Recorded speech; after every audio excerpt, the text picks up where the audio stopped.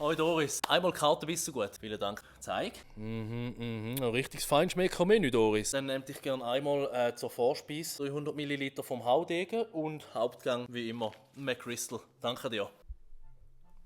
Ja, grüezi Reto. Grüezi Visi, wie haben Du wir's? hast auch schon der ein oder andere Intus, hä? Hey, wieso meinst du? Ja, die Schleuse ist schon ganz schwarz da oben.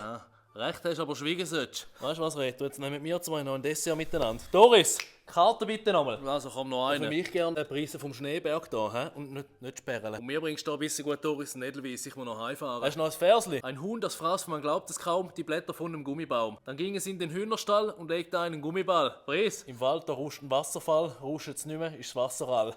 Prisotto. Zuhören. Hast du am Glied einen Sonnenbrand? Klopfst ihn über den Brunnenrand. Oh, schau jetzt, der Pius ist ja auch noch da, hoi. Steige doch auch noch grad rasch mit ein. Ein Furz im Freien ist zu verzeihen. Der im Zimmer ist schon schlimmer und einer im Saal ist katastrophal. Also komm noch eine zum Abschluss. Vom Baden will ich nichts mehr wissen, seit mich Krebse in die Wade bissen.